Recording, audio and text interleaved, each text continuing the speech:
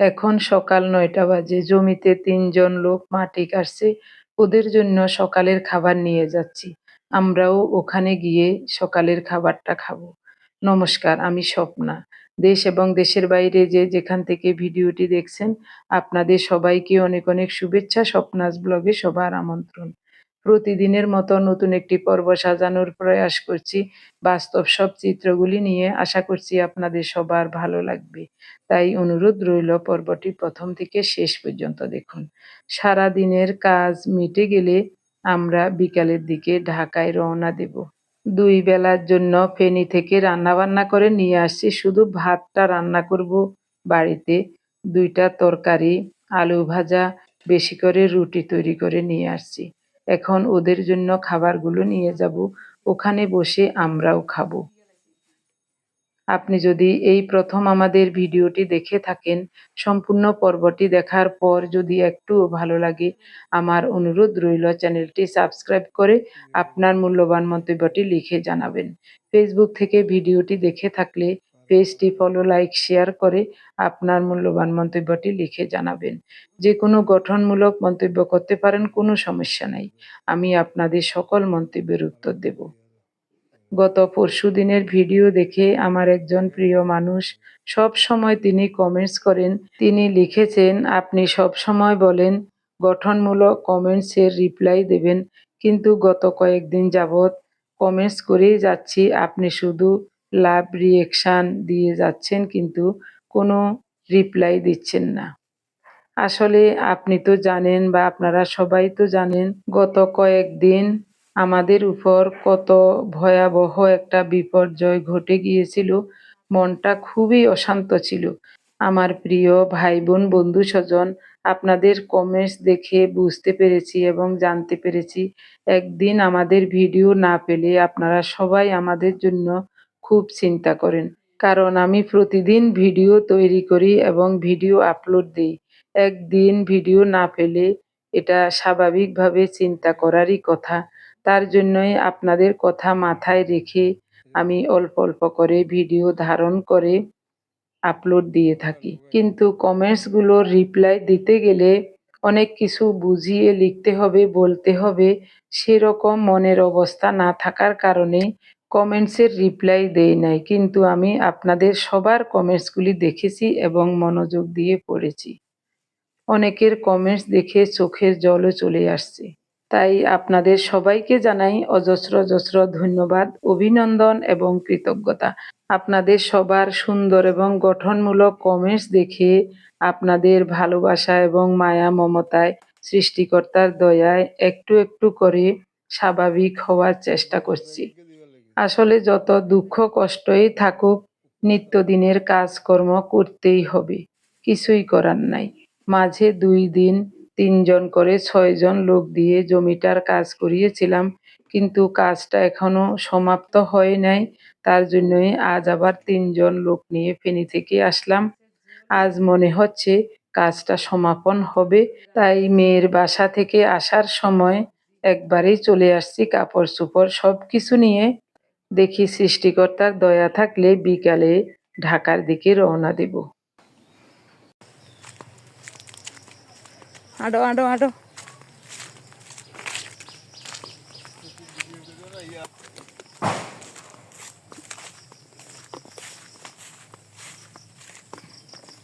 ঝোপ জঙ্গলে দিয়ে একা একা যাইতে ভয় লাগে।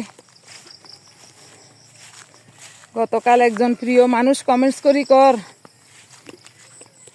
লোকগুলা দিয়ে ওই লোকেরা যে কাজ করে রেগুনের দি জঙ্গল পরিষ্কার করতাম, সাপ টাপের উপদ্রব থাকতে পারে। অবশ্যই ঠিক বলেছেন, তবে জঙ্গল পরিষ্কার করতে হলে অনেক কঠিন ব্যাপার। ঠাকুরে না করুক, ঠাকুর ভরসা। অনেকখানি রাস্তা, এত বড় রাস্তা জঙ্গল পরিষ্কার করা কঠিন। ওই হাঁটতে হাঁটতে রাস্তা হয়ে যাবে।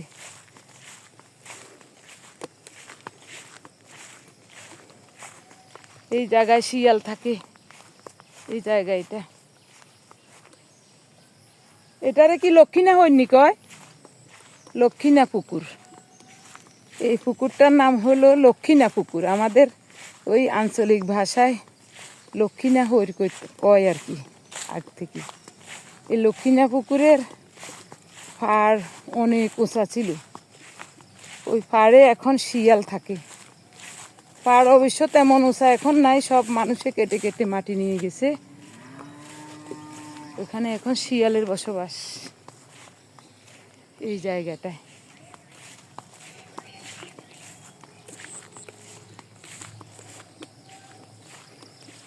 উফ, 10টা বাজছে নি, 9টা নি। আচ্ছা ঠিক আছে।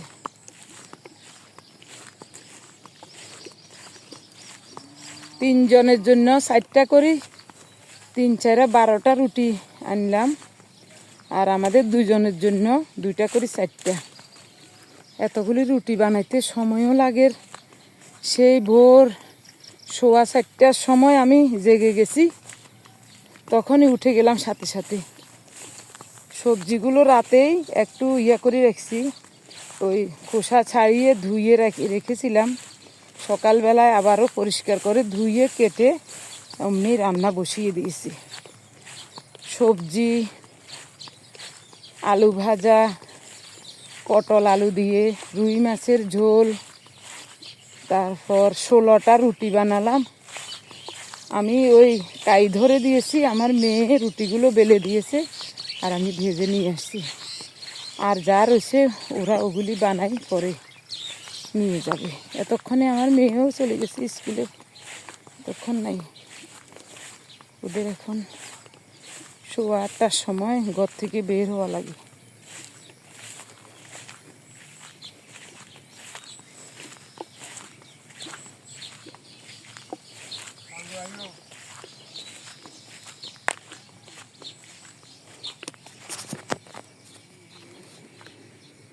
ওরে বাপরে, জল আনলাম, খাবার আনলাম, কি অবস্থা দেখছি। এই দেখছো নি আজের গুলো তো ঠাকুরই দিল ভালাই কাজ করে, কেন ভালা করেননি থাকবো নি কি জানি গো। মানুষ তো এই জায়গা দিয়ে এবারে হাঁটবো, শুধু উঁচা জায়গা হাই ইন্দি হাঁটবো। হ্যাঁ হ্যাঁ,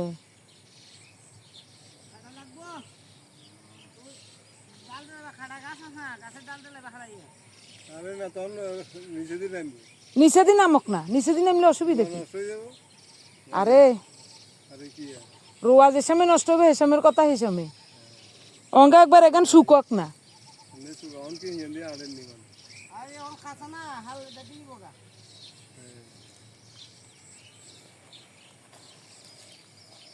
রোদের তেজ আছে গো বালা।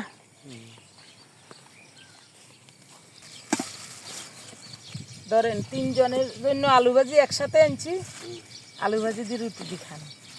এই রুটি 12টা রুটি। হ্যাঁ 12টা কাজ করেন, আপনারা খাইবেন না? একেবারে বড় বড় করে 12টা রুটি বানাই। নষ্ট হইতো না, দুপুরে খাই, সমস্যা নাই। তরকারি লেনছেন ভাত ছাড়া?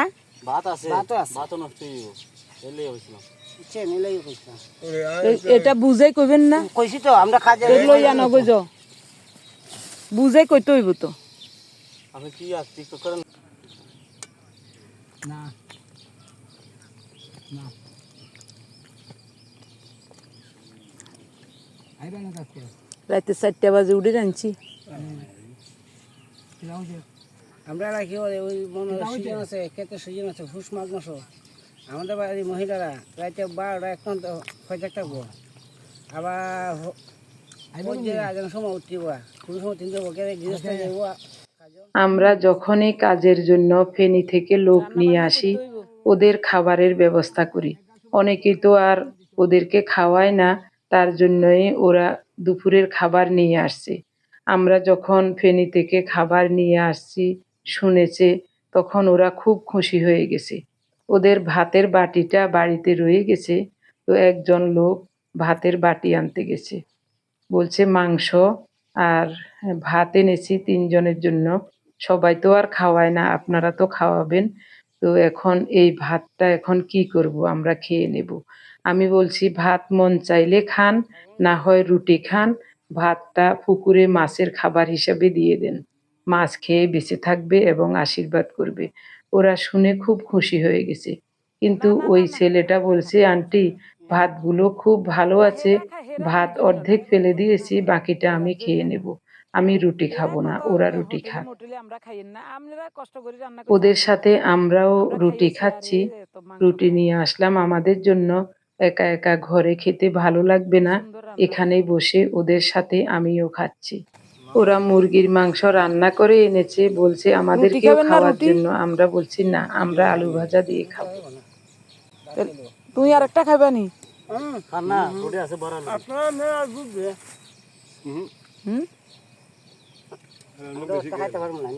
খান খান খান, খাবে নি? খাইতো না।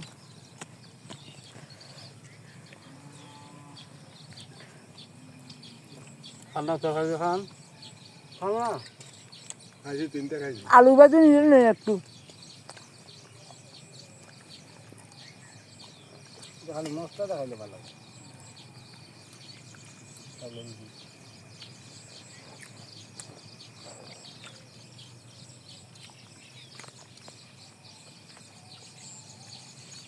এটারই এমনি তরকারি কদা কেন আছে? উত্তর দিকে যাবে, উত্তর দিকে। হ্যাঁ ওই আগে যেন কাটছে আইল বরাবর, এই আইল বরাবর কাটি যাবেন। হ্যাঁ ঠিক আছে, মাঝখান দিয়ে একটু ফাঁক রাখেন।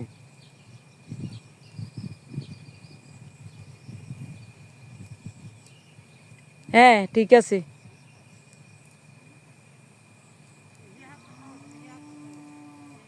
যে জায়গা দিয়ে উঁচা মনে হয় হিন্দি কাটেন।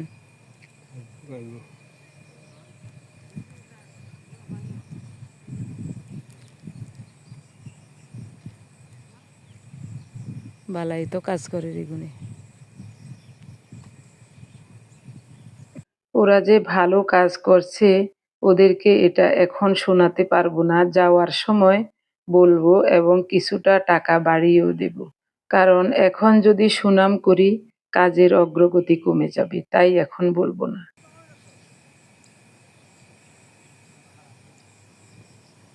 ইয়াঙ্গ জমিন পর্যন্ত যাইব গো দেখবা। এখানে একটা ভুটকরই গাছের চারা দেখছি।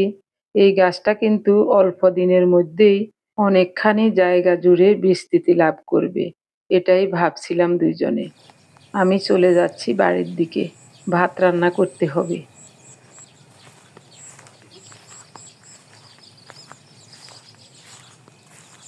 পাখির কলকাকলি।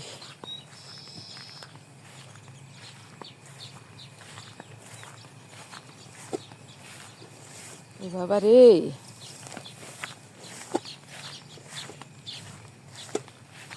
গোবিন্দ তুমি ভরসা। বাবুই পাখির বাসা। কেমনি যে এত সুন্দর করে বাসা বানাইলে গো, বাতাসে মনে হয় পড়ে গেছে দুইটা বাসা। ভগবান তুমি রক্ষা করো, ঠাকুর তুমি দয়া করো, ঠাকুর তুমি দয়া করো। গোবিন্দর নাম নিয়ে নিয়ে ফারে জমবে।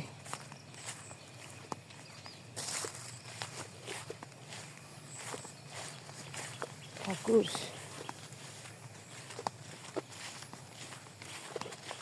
ফেনী থেকে তরকারি রান্না করে নিয়ে আসছি, এখন শুধু ভাত রান্না করব।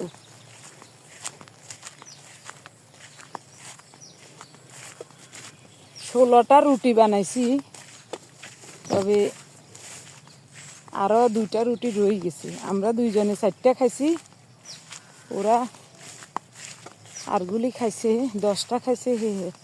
এরা আরও 2টা রয়েছে।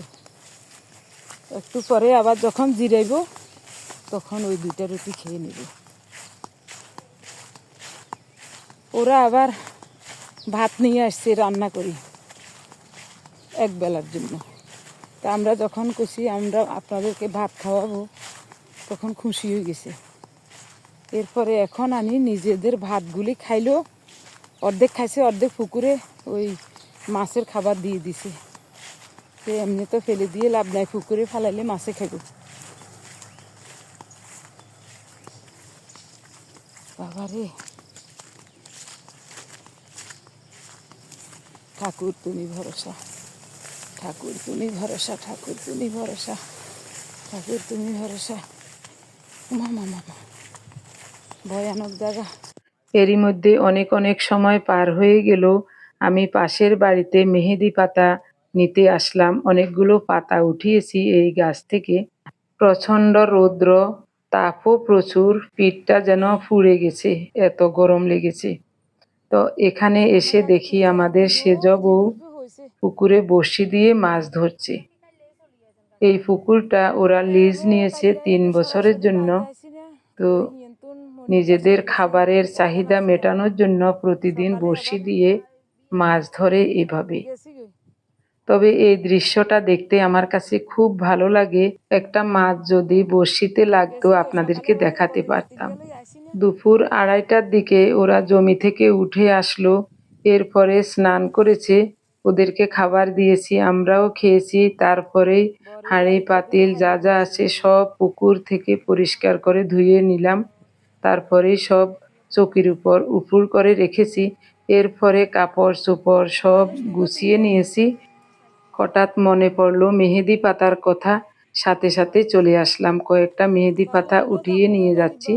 ঢাকায় গিয়ে ওগুলি পাটায় বেটে মাথার চুলে লাগাবো। চুলগুলো কেমন জানি ফ্যাকাশে হয়ে গেছে, একেবারে সাদা কালো হয়ে গেছে। এ কয়দিন ওখানে অনেক প্রিয়জন আছেন, তারা বলছেন চুলে কলপ লাগাতে। চুলগুলো তো কিরকম ফ্যাকাশে হয়ে গেছে। তখন আমি বললাম, না, কলপ লাগাবো না, চুলে আমি মেহেদি দেই। তবে গত 2 মাস যাবৎ মেহেদিও দিতে পারি নাই। বাজার থেকে যে মেহেদিগুলো কিনে আনা হয় ওগুলাতে রং তেমন ভালো হয় না। এই বাড়ির মেহেদি পাতাগুলোর রং অনেক ভালো। অনেকবার আমি এখান থেকে মেহেদি সংগ্রহ করে নিয়েছি। তো আজও কিছুটা মেহেদি পাতা নিয়ে যাচ্ছি। এরই মধ্যে আরো কিছুটা সময় পার হয়ে গেল। লোকগুলো বাড়ি আসার পর ওদের পাওনা মিটিয়ে দিয়েছি। তারপরে উনি স্নান করে আসলেন। এদিকে আমি তো আগেই সব রেডি করে নিয়েছি। এখন আমরা বের হয়ে যাচ্ছি। সবাই আশীর্বাদ করবেন যেন নিরাপদে নির্বিঘ্নে ঢাকায় গিয়ে পৌঁছাতে পারি।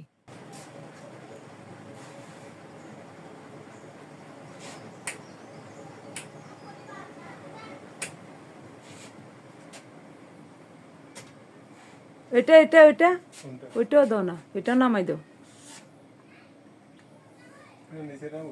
নিচে নিচে বস।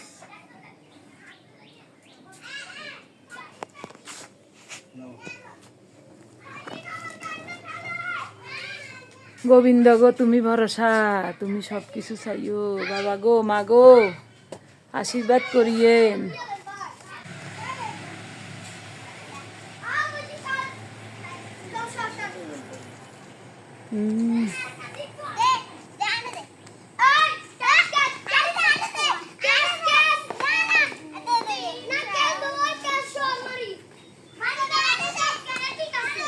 মার যাবো, নামিয়ে মার যাবো।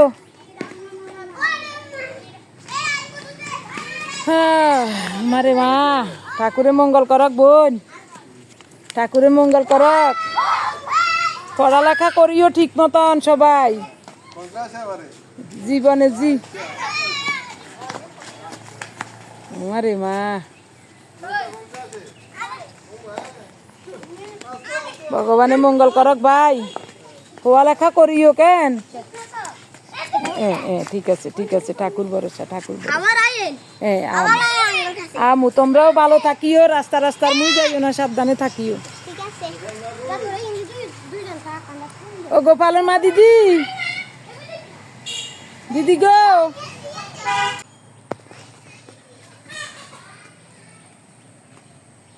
গোসাই গো গোসাই, আশীর্বাদ করিও গোসাই। সবার আশীর্বাদ মাথায় নিয়ে ঘর থেকে বের হলাম এবং রাস্তায় এসে অল্প কিছুক্ষণের মধ্যেই একটা সিএনজি পেয়ে গেলাম। সৃষ্টিকর্তার দয়া থাকলে অল্প সময়ের মধ্যে বাস কাউন্টারে গিয়ে পৌঁছে যাব। ওখানে গিয়ে টিকিট সংগ্রহ করে বাসে উঠে যাব। শরীরটা ভীষণ ক্লান্ত লাগছে, ঘুম হচ্ছে না কয়েকদিন যাবৎ। গতকাল রাতে মনে হয় 2 ঘন্টাও ঘুমাতে পারি নাই। সিএনজিতে বসার সাথে সাথে মনে হচ্ছে চোখটা বন্ধ করে রাখি, এরকম লাগছে। আশা করি বাসে উঠলেই তখন ঘুমাতে পারবো, ঘুমিয়ে ঘুমিয়ে চলে যাব। সবাই ভালো থাকুন, সুস্থ থাকুন, দেখা হবে ঢাকায় গিয়ে।